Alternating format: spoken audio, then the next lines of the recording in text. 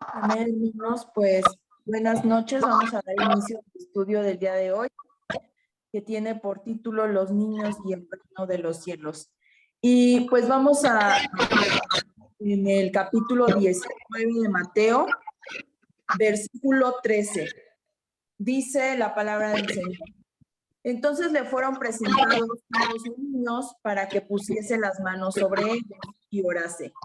Y los discípulos le reprendieron, pero Jesús dijo: dejad a los niños venir a mí y no se los impidáis, porque de los tales es el reino de los cielos.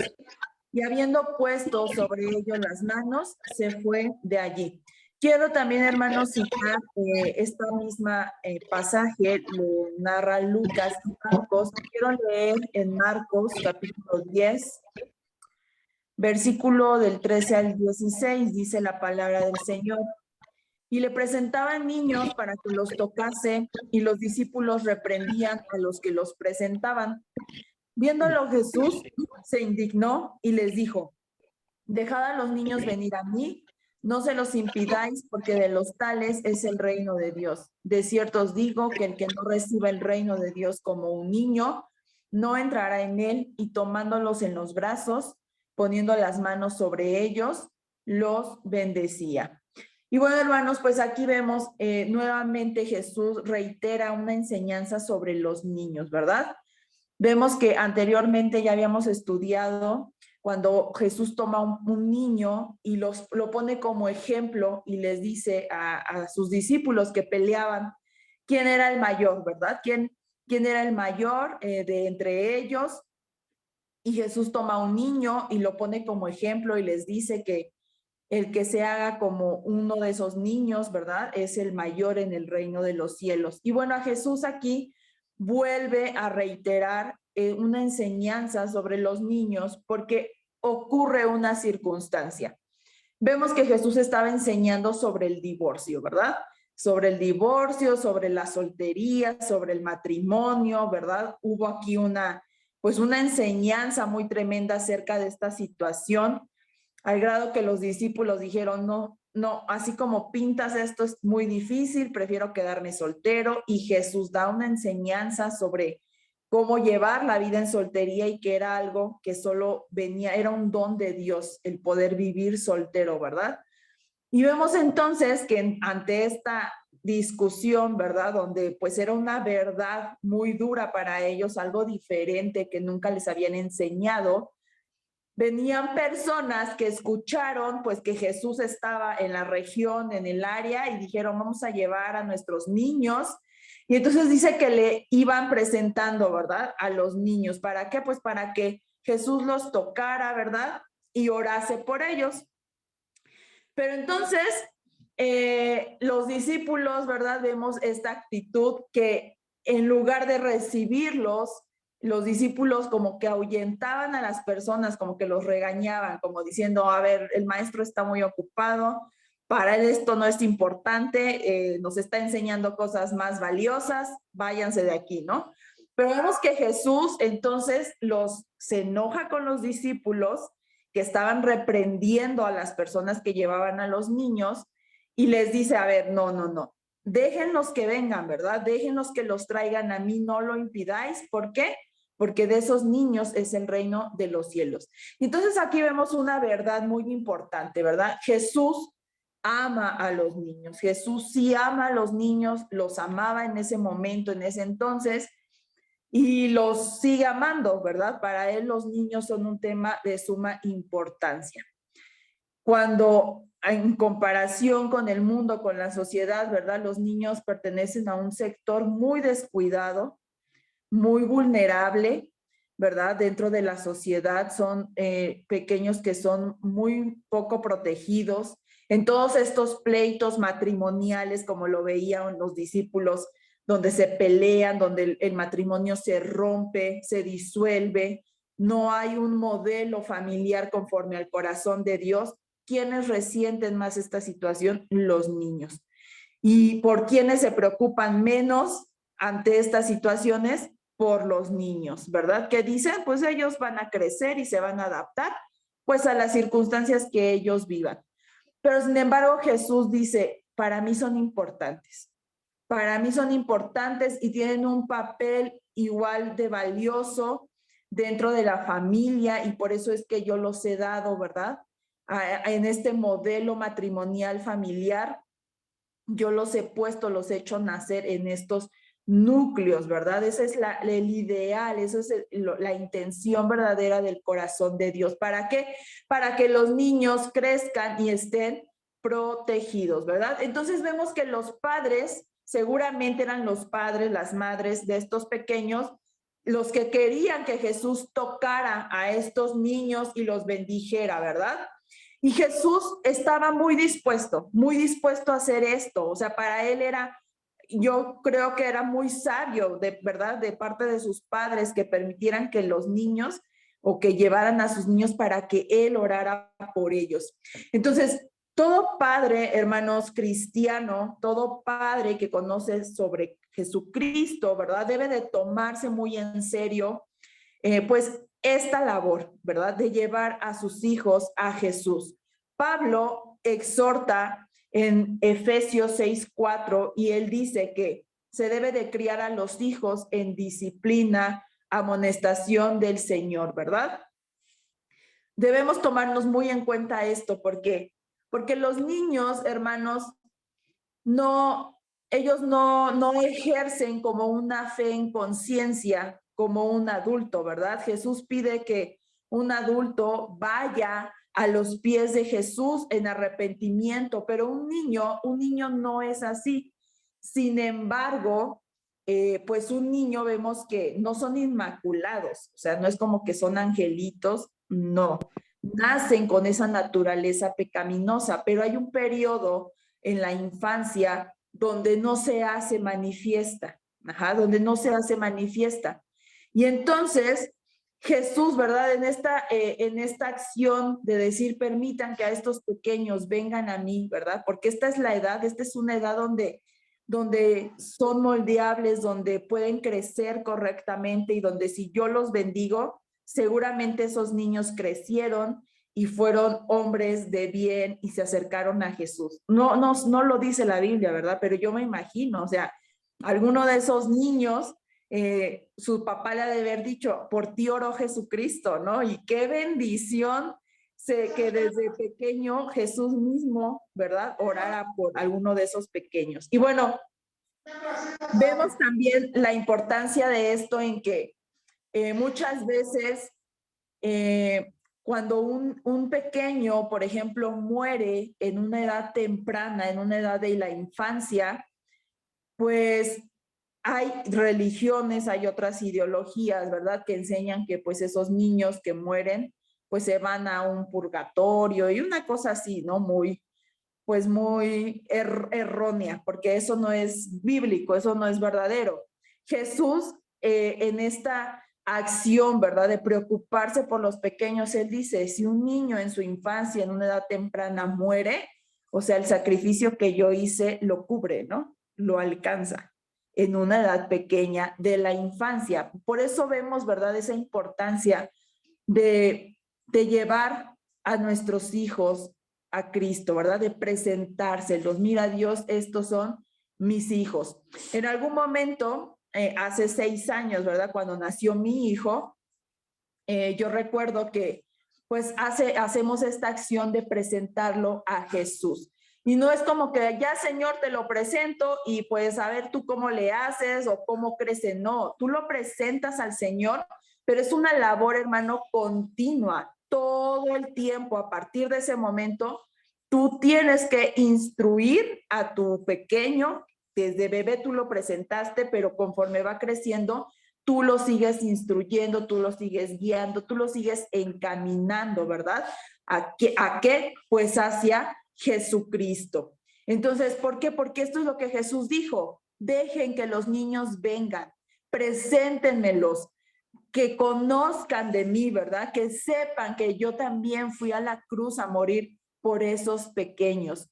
Y hay que enseñar esto a nuestros hijos. Quizá digamos, ¿cómo un niño va a comprender estas cosas? Pues sí, hermanos, precisamente es en esta edad donde un niño, por eso la palabra de Dios dice que el reino de los cielos es de aquel que mentalmente se haga como un niño.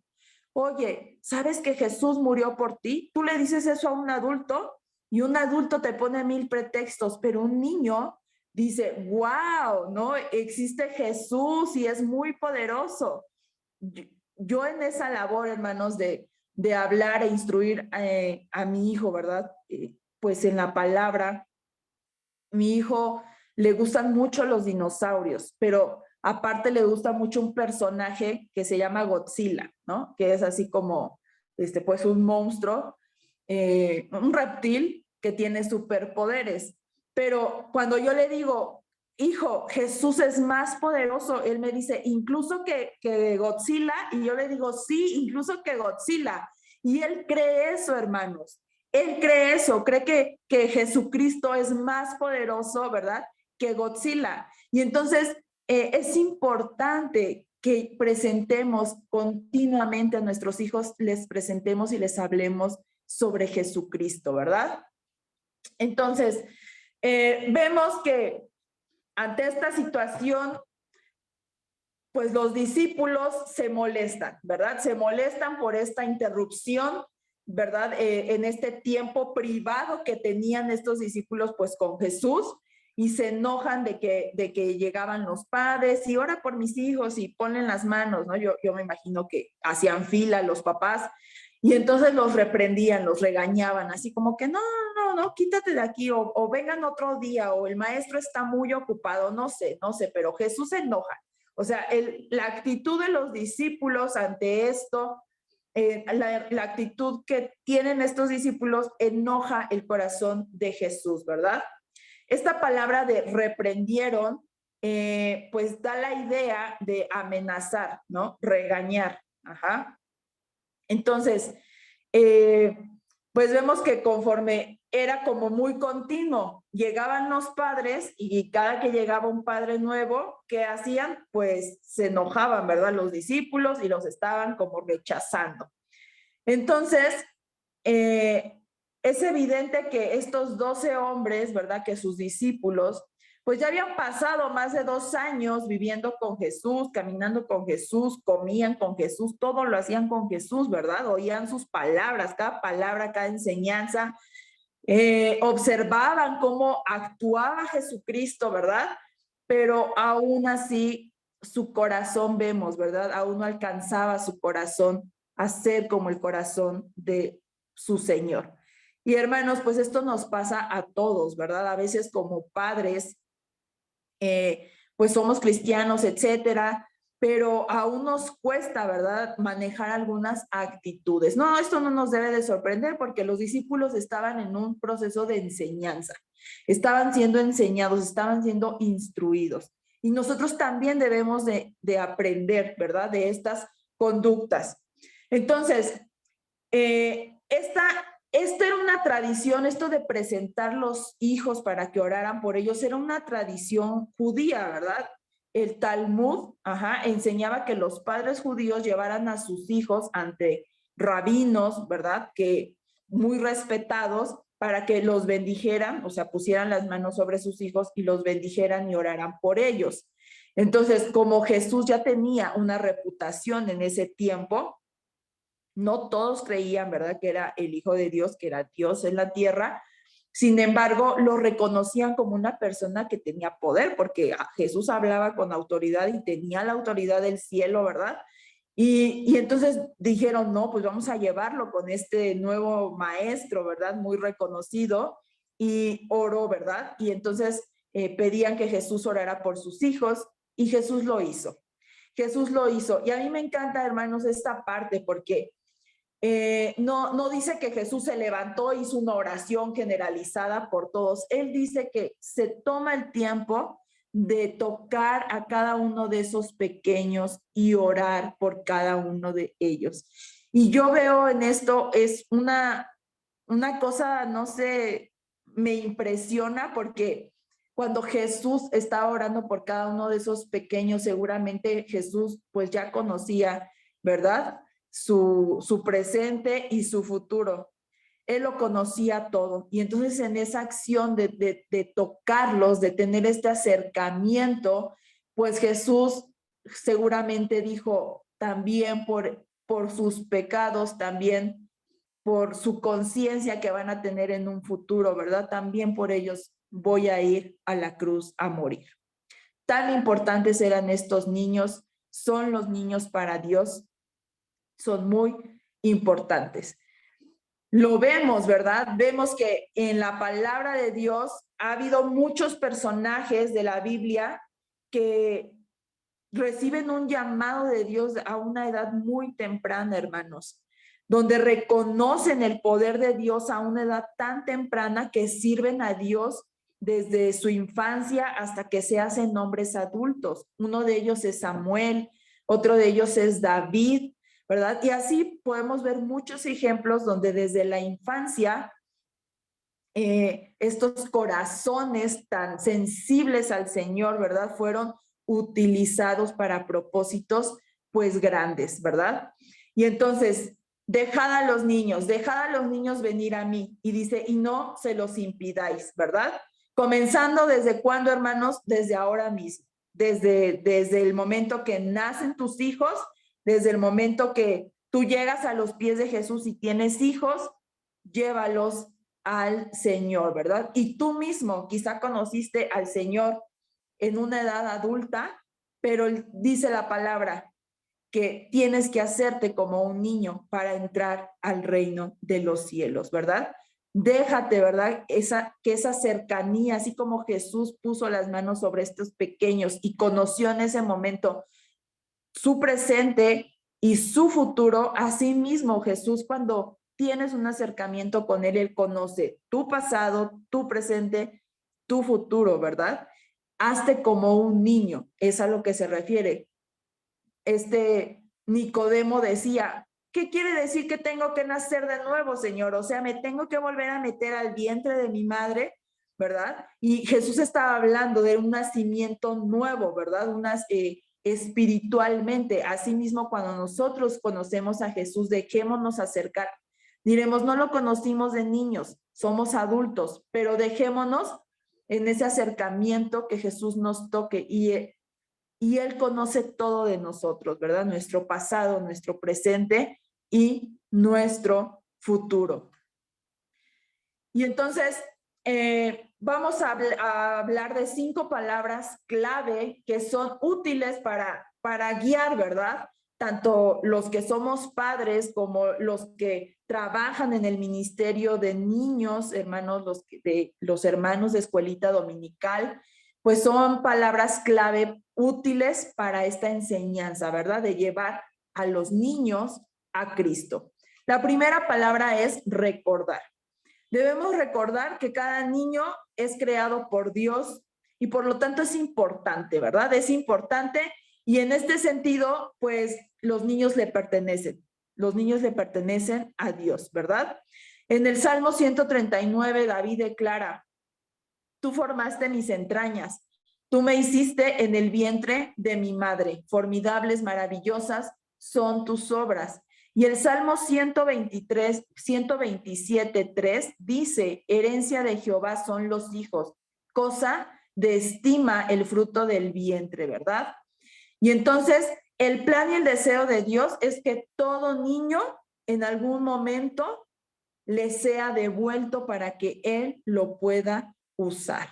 Ajá. En Proverbios 22:6 nos dice, instruye al niño en su camino y aun cuando fuere viejo, no se apartará de él. Una segunda palabra es enseñar.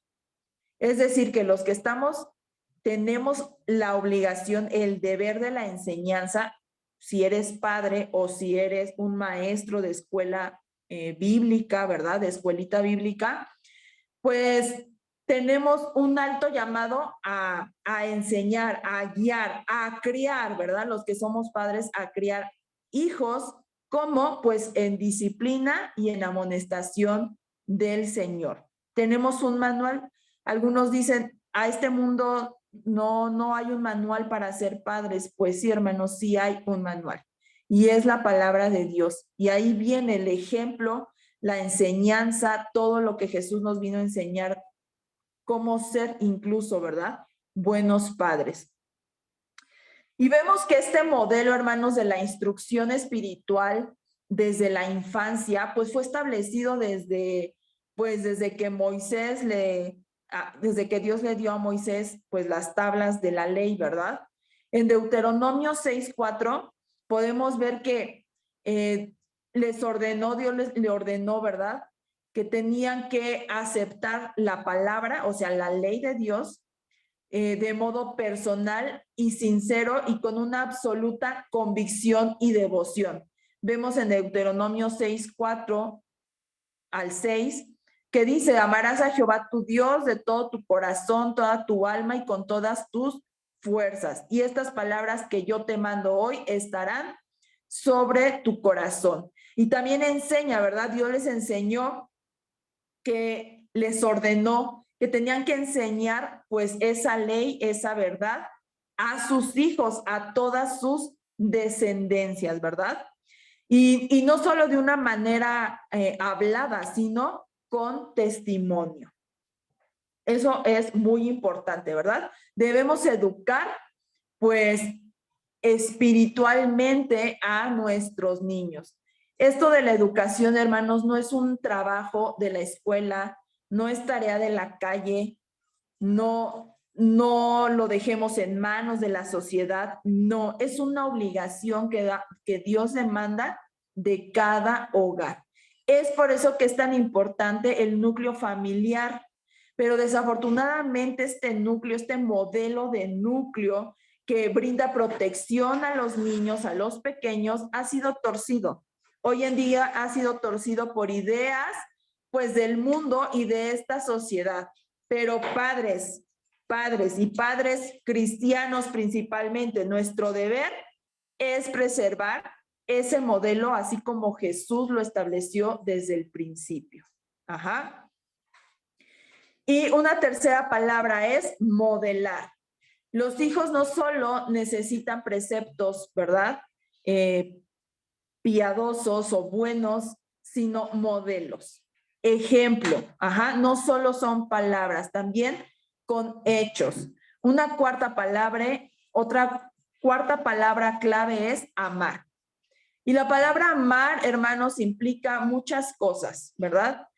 Desde la corrección, desde apapachos, claro, ¿por qué no? Desde educación espiritual, atención, protección, todo lo que un niño debe de recibir desde pequeños. Y no somos infalibles, hermanos. Como padres muchas veces fallamos.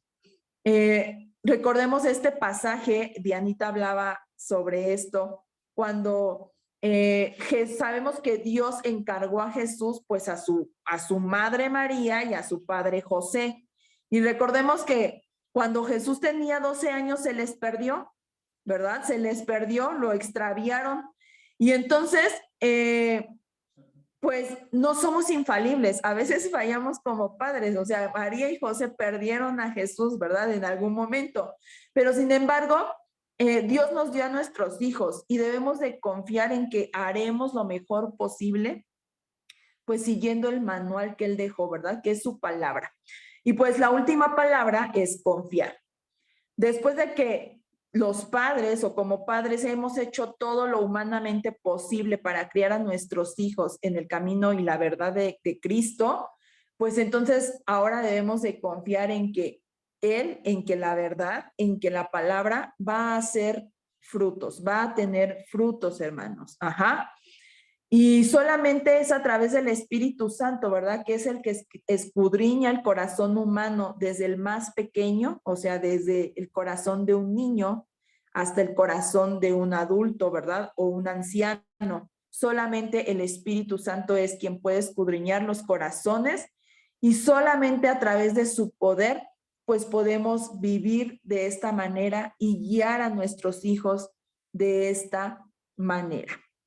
Y bueno, hermanos, pues en este momento cedo la palabra a mi hermano Jorge.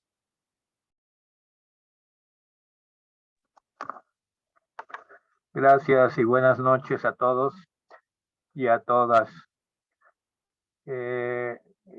A mí me corresponde continuar con el capítulo 19 del Evangelio de Mateo, San Mateo, del versículo 16 al 30. 19, capítulo 16, versículo al 30. Y es una narrativa que, bueno, tiene que ver con lo que sigue después de ser niño, un joven que ya creció, ya dejó de ser niño, tuvo su educación básica que le daban los rabinos, era un joven educado, se advierte por el lenguaje que usaba y además pues tenía posesiones y eso lo marcaba, era un joven que la Biblia le llama rico y así le pone la palabra de Dios como subtítulo a esta narrativa, el joven rico. Yo más bien le pondría el joven necesitado, el joven que buscaba y que busca. Y en este joven, pues todos nos podemos ver en una u otra manera. El escenario general, pues ya lo definió Yazaret, Jesús había salido de Galilea y estaba ya en otras regiones que no eran Galilea, sino era Perea y otras regiones que él transitaba por primera vez. Su rumbo, su destino final era Jerusalén. Y en este pasaje, ciertamente extenso, pero tiene la razón por la que se tocan bastantes temas, empieza de la siguiente manera. Entonces vino uno, no dice la edad, la Biblia dice que vino uno, un varón.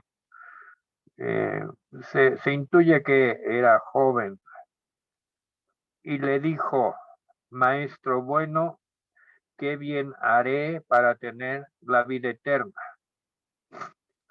Venía con buenas intenciones, quería que le dio una categoría de maestro, no se dirigió a él como Mesías, como el Hijo de Dios, sino como un maestro más. Él estaba acostumbrado a ser educado por los rabinos del templo o algunos otros rabinos que andaban por los lugares. Y él le dio este nivel a Jesús, el nivel de un rabino, de un maestro. Y le hizo una pregunta muy específica, ¿qué bien haré para tener la vida eterna?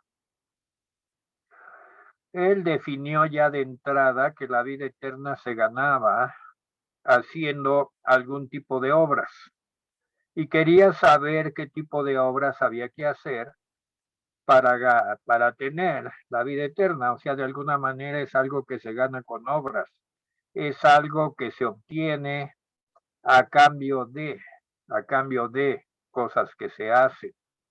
Y ese es el encuadre que le da en su introducción este joven. Pero Jesús lo interrumpe, se puede decir, lo interrumpe muy tempranamente porque está llamando bueno a Jesús.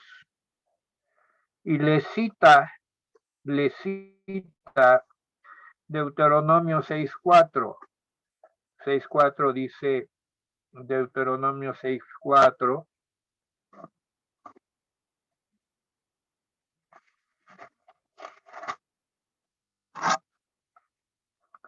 Dice, oye Israel, Jehová nuestro Dios, Jehová uno es. Y amarás a Jehová tu Dios de todo tu corazón y de toda tu alma y con todas tus fuerzas. Y estas palabras que yo te mando hoy estarán sobre tu corazón. Las repetirás a tus hijos y hablarás de ellas estando en tu casa, andando por el camino y al acostarte y cuando te levantes. Dice que Dios es uno. Y lo dice Jesús. Ninguno hay bueno sino uno. Y ese es Dios, porque Dios es uno. Le cita textualmente Deuteronomio 6:4. Por lo tanto, no recibe esta introducción. Sin embargo, no lo deja sin comentario. A su petición, él quería poseer la vida eterna a cambio de algo. Y le dice, mas si quieres entrar en la vida eterna, no poseerla, sino entrar. Le cambia el verbo. Él quería tener la vida eterna y Jesús le dice, entrar en la vida. ¿En la vida de quién? En la vida de Dios. Guarda los mandamientos. Y le dijo, ¿cuáles? Pues no matarás, no adulterarás, no hurtarás, no dirás falso testimonio, honra a tu padre y a tu madre, amarás a tu prójimo como a ti mismo. Y bueno, pues básicamente es quinto, sexto, séptimo y octavo mandamiento de la ley. El joven le responde, todo esto lo he guardado desde mi juventud, ¿qué más me falta? Él seguía empecinado en que algo había que hacer para tener la vida eterna y él estaba dispuesto a hacerlo. Sin embargo, Jesús le habla de una palabra, perfecto.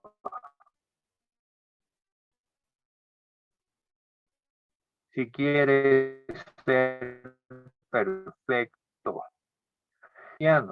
quiere decir completo. Perfecto quiere decir completo, que nada le falta, pleno, sin la triste sensación de que algo te falta. Y es el momento en que debemos hacer una pausa y examinar nuestra vida y pensar si somos perfectos. No el ser perfecto en el sentido que lo hace el ser humano. Por ejemplo, dicen, pues vamos a hacer una competición de alguna disciplina atlética y alguien perfecto, nada le va a faltar, tiene todos los atributos. No es ese tipo de perfección. La palabra perfecto, tal como la usa Jesús, es interior, es el sentimiento interno de que estás pleno, estás plena, que nada te falta, que no hay ninguna tristeza, ninguna sensación de vacío en tu vida, que te has llenado en plenitud con lo que Dios te da y que sientes que tu vida y que tu ser, pues visto a los ojos de Dios, pues camina con dignidad hasta cierto punto porque has considerado la palabra de Dios y su obra. Entonces Jesús le dijo, hablando de esa palabra, si quieres ser perfecto, o sea, se nota que a ti te falta algo. Reconoció Jesús, a ti te falta algo, porque tú lo estás demandando. Tú mismo lo verbalizaste en el versículo 20. ¿Qué más me falta? Y entonces Jesús le dice, bueno, anda, vende lo que tienes, dalo a los pobres y tendrás tesoro en el cielo y ven y sígueme.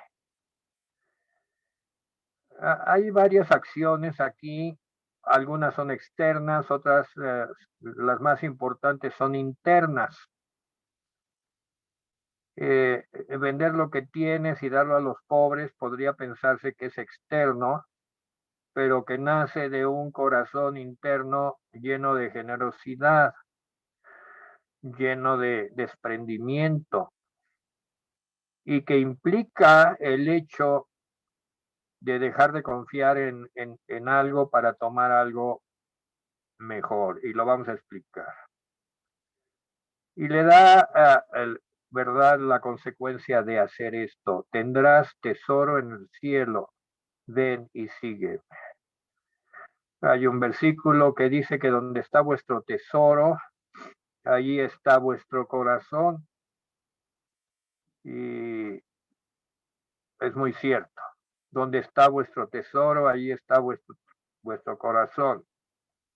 Y si queremos tesoro en el cielo, pues tenemos que hacer las cosas a la manera del cielo, a la manera de Dios. Algo le faltaba a este joven. Tenía una enorme deficiencia en captar el espíritu de los mandamientos de Dios. Esto es muy común. Leemos los mandamientos, los 10 mandamientos, las ordenanzas de Dios, sin captar el espíritu de los mandamientos. Y nada más nos quedamos en la palabra y dice que la letra mata, más el espíritu vivifica, dice la palabra de Dios. Y aquí él no entraba en la profundidad de los mandamientos. Era muy importante lo que le estaba proponiendo. Si quieres ser perfecto, anda, vende lo que tienes, dalo a los pobres y tendrás tesoro en el cielo. Y lo más importante, y ven y sígueme. Parece que lo último no es tan relevante. Nos quedamos en que vendiera sus propiedades y allí se atoró y darlo a los pobres no era su vocación. Los pobres no eran su vocación y se atoró allí. Pero si él hubiera discernido con precisión la última frase de Jesús, tesoro en el cielo y ven y sígueme, quizás hubiera reflexionado, porque Jesús le manda seguirlo. No es una opción. Ven y sígueme. Quizás tenemos problemas a veces o tuvimos problemas en algún tiempo de nuestra vida con lo de los pobres y con lo de vender a lo que tienes y no entendimos lo de tesoro en el cielo y por lo tanto pues no seguimos a Jesús.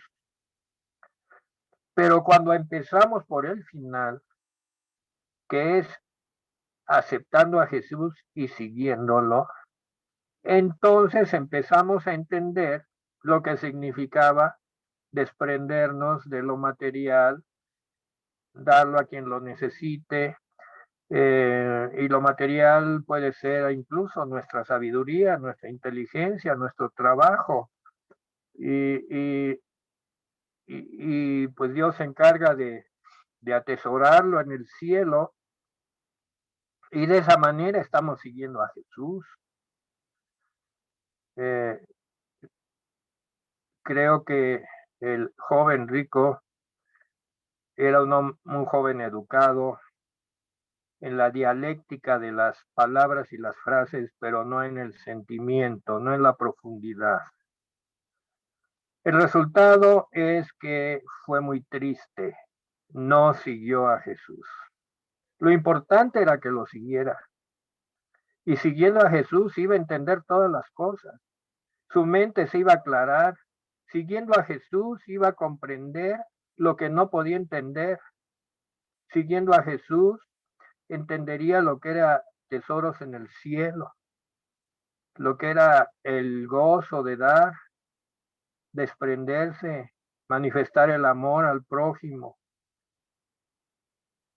Siguiendo a Jesús todo eso es posible, pero no siguiéndolo es una tristeza. No seguir a Jesús es una tristeza. Y así sucedió. Se fue triste. Oyendo el joven esta palabra, versículo 22, se fue triste. Hay que enfatizar la palabra triste. En la Biblia hay palabras que pesan mucho. En el versículo 21, las palabras que pesan es ven y sígueme. Y en el 22 se fue triste. Lo importante no es en qué pararon sus posesiones. Lo importante no es todo lo que él tenía, ni todo lo que él quería conocer. Lo importante es que no lo logró, porque se fue triste. Y todo el que niega seguir a Jesús se va a ir triste. Se va a ir triste. No encontró lo que buscaba. Teniendo enfrente a Jesús, Mesías, el Hijo de Dios, no se identificó con él. Porque para seguir a alguien hay que tener un grado de identificación con aquel a quien sigamos.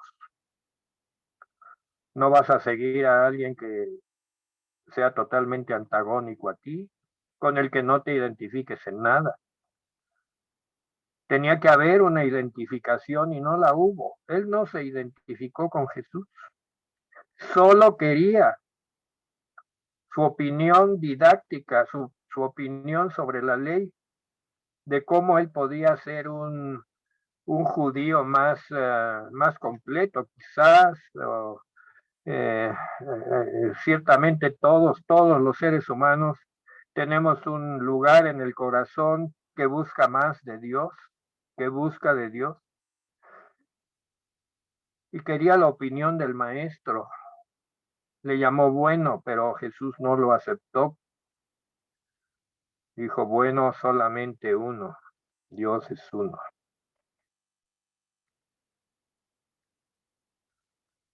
Versículo 23.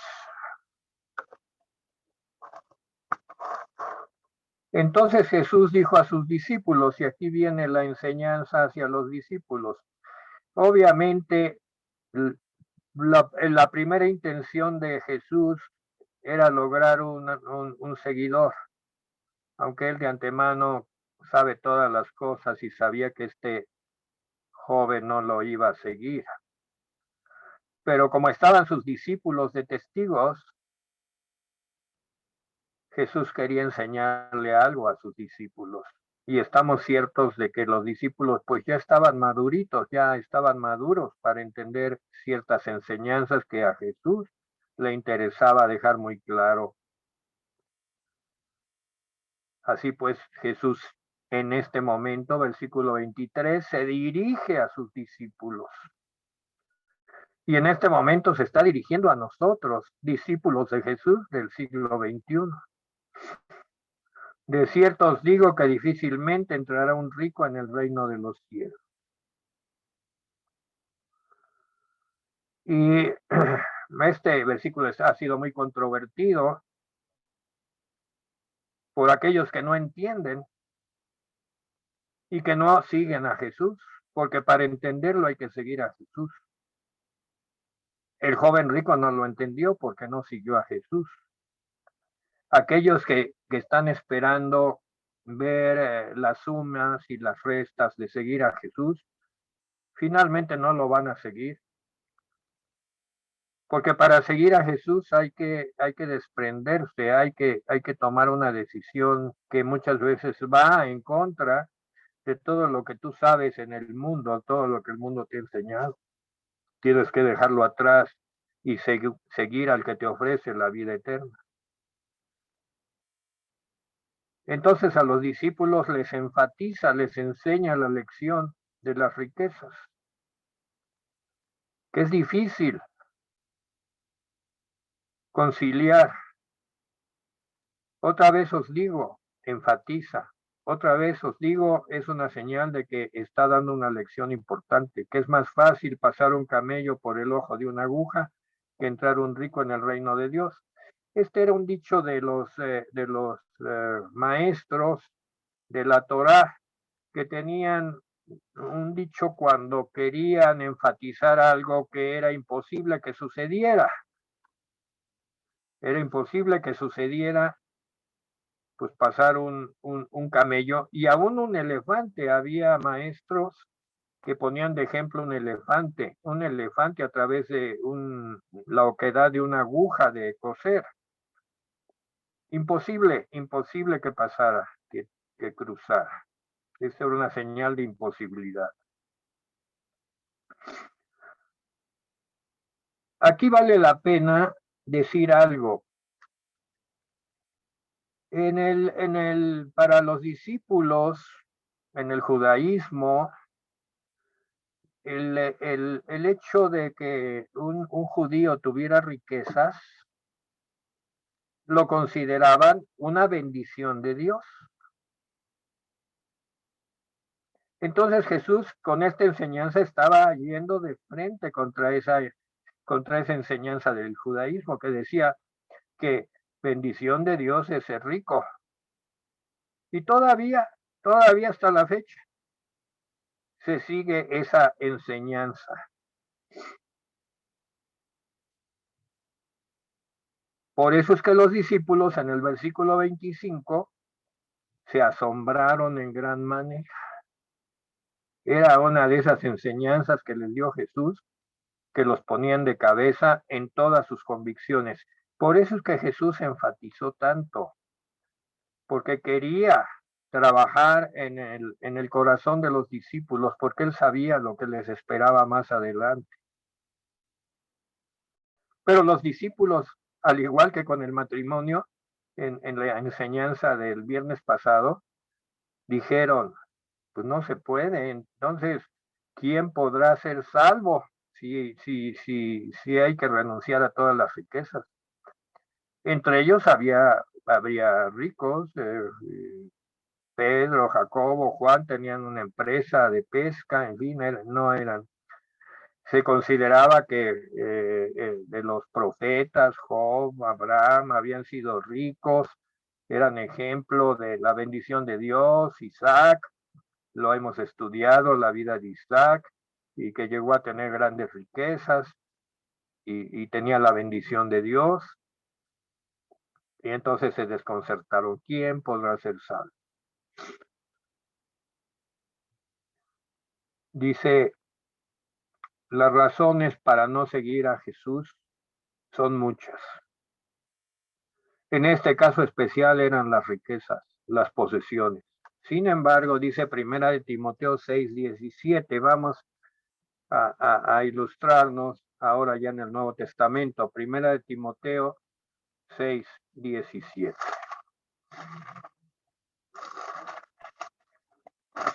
Dice, a los ricos de este siglo manda que no sean altivos, ni pongan la esperanza en las riquezas, las cuales son inciertas, sino en el Dios vivo, que nos da todas las cosas en abundancia para que las disfrutemos. Vean que este versículo 17 es tan ilustrativo de lo que es seguir a Jesús. Seguir a Jesús es dejar de poner la esperanza en las riquezas, porque hasta que conocemos a Jesús, pues prácticamente toda la humanidad, todos de cualquier cultura, pues su esperanza es tener cosas materiales que les sustenten, que les den seguridad, que les den un estatus, y esa es una esperanza que tiene el ser humano. Pero dice aquí que no pongamos la esperanza en las riquezas porque son inciertas. Hoy en día los bancos están cerrando, están las colas de los ahorradores para sacar su dinero, en fin, en varios países, porque hay incertidumbre.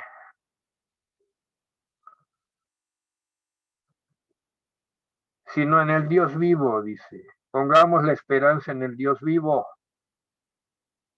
que nos da todas las cosas en abundancia para que las disfrutemos.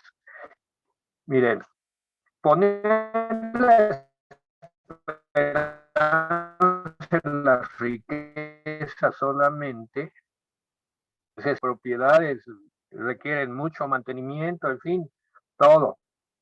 Pero tener la esperanza en el Dios vivo, Él es el proveedor. A su tiempo, Él nos da las cosas que necesitamos. y nos las da en abundancia y nos da la capacidad para disfrutarlas. Aquí dice eso. Que hagan bien, que sean ricos en buenas obras, dadivosos, generosos, atesorando para sí buen fundamento para lo porvenir, y que echen mano de la vida eterna. Era la enseñanza. Nos la ha venido a dar la palabra de Dios.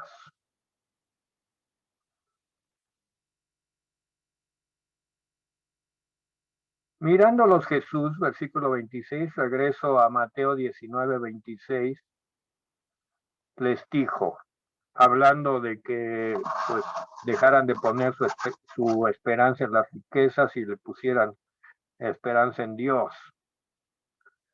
Mirándolos Jesús les dijo, para los hombres esto es imposible. Para un hombre sin Dios, para un hombre sin Cristo, es imposible dejar de poner su esperanza en las riquezas. Es inútil. Primero tiene que seguir a Jesús, entenderlo,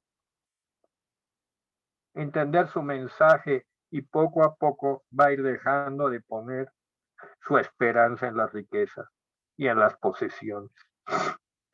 Dice, para los hombres esto es imposible, mas para Dios todo es posible. Bueno, los discípulos todavía sacaron algunas cartas que tenían escondidas. Pedro dijo, nosotros lo hemos dejado todo y te hemos seguido. ¿Qué pues tendremos? Pedro un poco interesado.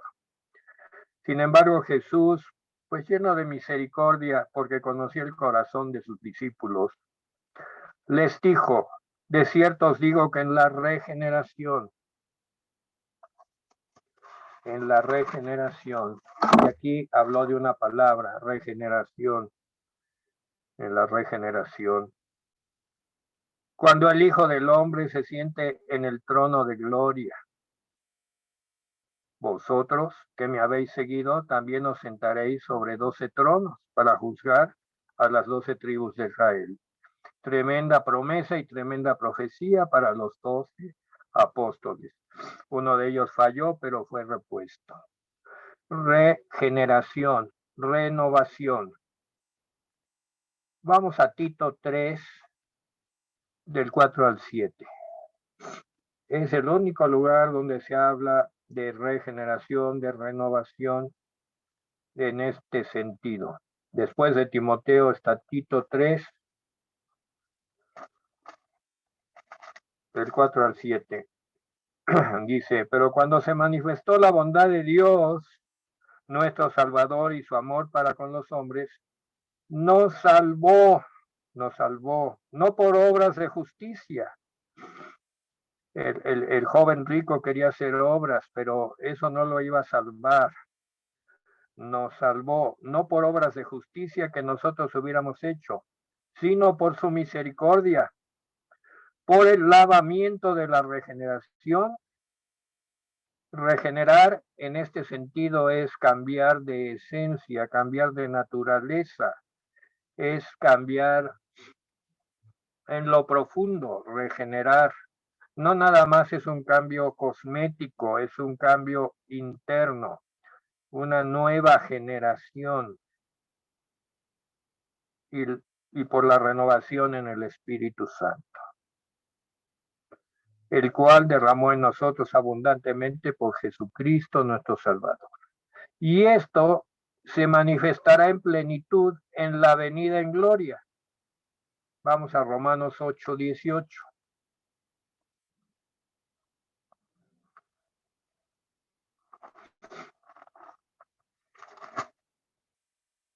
Si lo encontraste, por favor, ayúdame a leerlo. Del 18 al 23. Dice, 8. Adelante. pues tengo por cierto que las aflicciones del tiempo presente no son comparables con la venidera que en nosotros ha de manifestarse. Porque el anhelo ardiente de la creación es el aguardar la manifestación de los hijos de Dios, porque la creación fue sujetada a vanidad, no por su propia voluntad, sino por causa del que la sujetó en esperanza, porque también la creación misma será libertada de la esclavitud de corrupción a la libertad gloriosa de los hijos de Dios, porque sabemos que toda la creación gime a una y a una está con dolores de parto hasta ahora. Y no solo ella, sino que también nosotros mismos, que tenemos las primicias del Espíritu, nosotros también gemimos dentro de nosotros mismos, esperando la adopción, la redención de nuestro cuerpo. Amén. A eso se refiere la regeneración. Y dice que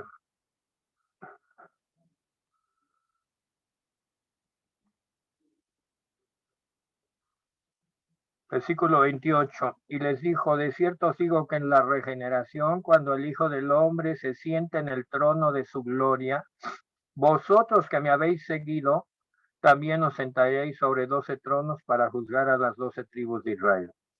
Y cualquiera que haya dejado casas, o hermanos, o hermanas, o padre, o madre, o mujer, o hijos, o tierras, por mi nombre, recibirá 100 veces más y heredará la vida eterna. O sea que la respuesta al joven rico es que era necesario seguir a Jesús. Lo que el joven rico estaba buscando, la vida eterna, no se consigue si no se toma la decisión de seguir a Jesús, si no se identifica con Jesús y lo sigue hasta el fin. Y aquí viene una advertencia que no quiero dejar pasar y es muy, muy importante, versículo 30. Pero muchos primeros serán postreros y postreros primeros. Y estuve estudiando este versículo porque los versículos chiquitos en la Biblia suelen ser muy importantes. Advertencia contra el hecho de que los primeros se tornen presuntuosos. Más adelante, en el capítulo 20, en la parábola de los obreros de la viña, donde los primeros obreros trabajadores fueron llamados a trabajar en la viña, pensaban que recibirían más que los que fueron llamados al final de la jornada. Y esto creó en ellos un corazón inconforme para con el dueño de la viña y aún le reclamaron. Pues esto ya está dándolo a luz Jesús en la enseñanza, que el Señor es soberano y Él da como Él quiere y da la vida eterna a quien Él quiere. Solo Dios tiene la potestad de dar la vida eterna. Nadie la puede ganar a cambio de nada. Por lo tanto, nadie debe de enorgullecerse y de hacerse vanidoso y orgulloso por recibir la vida eterna primero que otros. Y esto es una llamada muy real que Jesús está haciendo a sus discípulos. Y somos discípulos. ¿Cuántas veces hemos visto pues al hermanito, a la hermanita que está empezando y nosotros ya llevamos años y nos sentimos más, con mayor valor que los que están empezando a discipularse? Sentimos que pues tenemos ya ganado más en el cielo. Error, error, error, error. El Señor nos pide explícitamente en este versículo 30 que tengamos una actitud absolutamente humilde como la de Él, que siendo en forma de Dios no tuvo el ser igual a Dios como cosa que aferrarse y se humilló a sí mismo, tomando forma de siervo y haciéndose obediente hasta la muerte y muerte de cruz. Filipenses 2. Él puso el ejemplo, vino del cielo, sin embargo, fue el hombre más humilde sobre la tierra. Seamos todos los días pidámosle al Señor humildad, para caminar humildemente. Teniendo esta advertencia del versículo 30, que los primeros pueden ser los postreros y los postreros primeros. Y qué bueno, la voluntad de Dios ha de hacerse, ha de ejecutarse. El Señor es soberano. Vamos a terminar con oración. Bendito Dios, gracias por tu palabra. Avanzando, hemos terminado ya el capítulo 19, lleno de enseñanza. Estamos fortalecidos, Señor, fortalecidos a seguirte a la manera que tú quieres que te sigamos.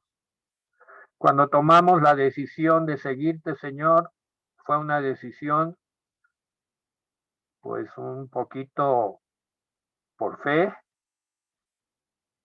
Nos identificamos contigo, tu gran amor para nuestras vidas, el toque de tu presencia en nuestro corazón y tomamos la decisión. Y si no la has tomado, pues tómala ahora. Hoy es el día en que tú te convertirás en un seguidor de Jesucristo, el Hijo de Dios. Es imprescindible para entender sus verdades y sus enseñanzas y para saber el destino de tu alma. Te damos gracias, Señor, porque hemos ido entendiendo a través del estudio de tu palabra. Hemos ido comprendiendo la profundidad de tu llamado y la extensión de tu llamado y lo que significa la vida eterna. Hasta ahorita vamos entendiendo, todavía hay mucho, mucho que necesitamos comprender, pero te amamos, nunca como tú nos has amado, pero te amamos y nuestro amor crece cada día y también para nuestro prójimo. Crece nuestro amor para nosotros mismos. Necesitamos amarnos a nosotros mismos para amar al prójimo. Nuestra actitud, nuestra autoestima ha crecido, Señor, en la medida que tú has entrado a vivir a nuestra vida. Gracias, Señor, por ello. Ponemos en tus manos a todos aquellos discípulos, por más tiernos, por más niños que sean los discípulos. Hoy se habló de los niños, discípulos tiernos. ¿Cuánta importancia tiene esta enseñanza de hoy? ¿Cuánta importancia tiene todas las enseñanzas que hay en tu palabra? Te agradecemos, Señor, humildemente. En el nombre de Jesús. Amén. Despedimos el discipulado de hoy con esta oración. Les agradecemos a todos. Amén. Y Amén. gracias. Bendiciones. Bendiciones, hermanos.